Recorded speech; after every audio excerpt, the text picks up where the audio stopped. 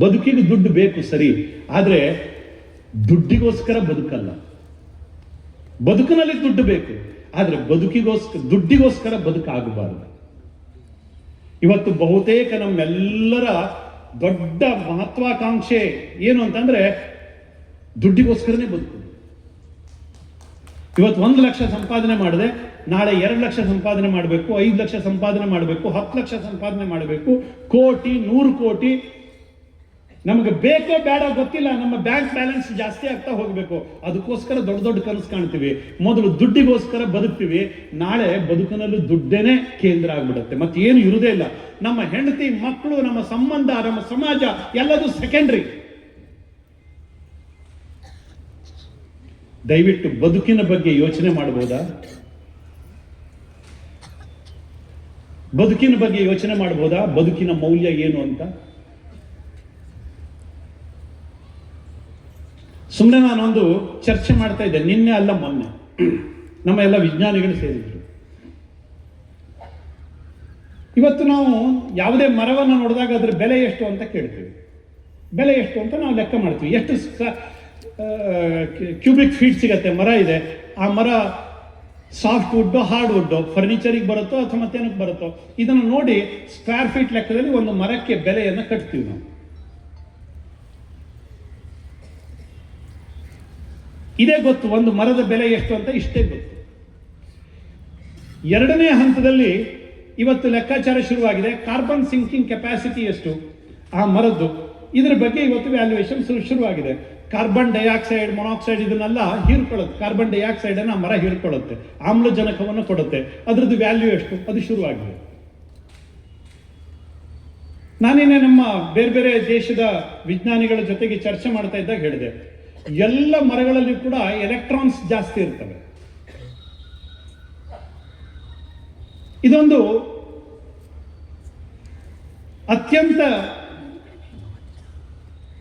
Deep science.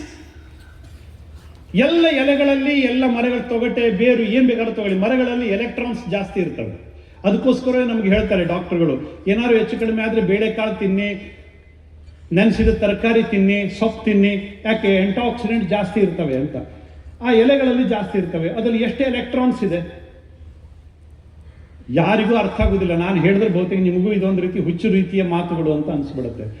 ಮುಂದಿನ ದಿವಸದ ನಮ್ಮ ನಿಸರ್ಗದ ವ್ಯಾಲ್ಯೂಯೇಷನ್, ನಮ್ಮ ಮರದ ವ್ಯಾಲ್ಯೂಯೇಷನ್, ನಮ್ಮ ಪರಿಸರದ ವ್ಯಾಲ್ಯೂಯೇಷನ್, ಇವತ್ತು ಬೆಂಗಳೂರಿಗೆ ಹೋಗ್ರಿ, ಮುಂಬೈಗೆ ಹೋಗ್ರಿ, ಡೆಲ್ಲಿಗೆ ಹೋಗ್ರಿ, ಗೊತ್ತಾಗತ್ತೆ. ಅಲ್ಲಿ ಆಕ್ಸಿಜನ್ ಚೇಂಬರ್ಗಳಿದಾವೆ. ನಿಮಗೆ ಆಕ್ಸಿಜನ್ ಬೇಕು ಅಂತಂದ್ರೆ ಅಲ್ಲಿ ಹೋಗಿ ಆಕ್ಸಿಜನ್ ತಗೊಂಡ್ಬರ್ಬೇಕು, ಜಾಸ್ತಿ ಆಕ್ಸಿಜನ್ ಅನ್ನು ತಗೊಂಡ್ಬರ್ಬೇಕು. ಅದಕ್ಕೋಸ್ಕರ ದುಡ್ಡು ಕೊಡ್ಬೇಕು ನೀವು, 1 ತಾಸಿಗೆ 2 ತಾಸಿಗೆ ಅಂತ. ಆಕ್ಸಿಜನ್ ಬೆಡ್ ಅಂತ ಸಿಗ್ತವೆ. ಪ್ರಾಣವಾಯುವಿಗೂ ಕೂಡ ಪರಿತಪಿಸ್ತಕ್ಕಂಥ ದಿನಗಳು ಮುಂದುಗಡೆ ದೂರ ಇಲ್ಲ, ಇದೇ ರೀತಿ ಮರಗಳನ್ನು ಕಡಿತಾ ಹೋದ್ರೆ.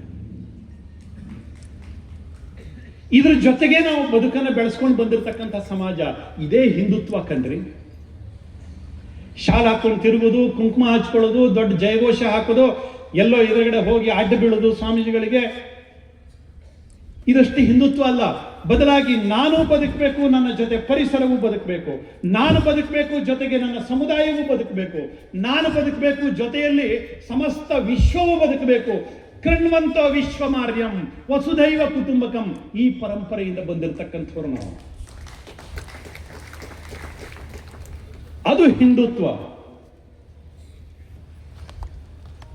ಈ ಒಂದು ಹೊಸ ಯೋಚನೆಯನ್ನ ಇಟ್ಕೊಂಡು ಮುಂದಿನ ದಿವಸಗಳಲ್ಲಿ ನಮ್ಮ ಸಮಾಜದ ಚಿಂತನೆಯನ್ನ ನಾವು ನಡೆಸುವಂಥವರಾಗಬೇಕು.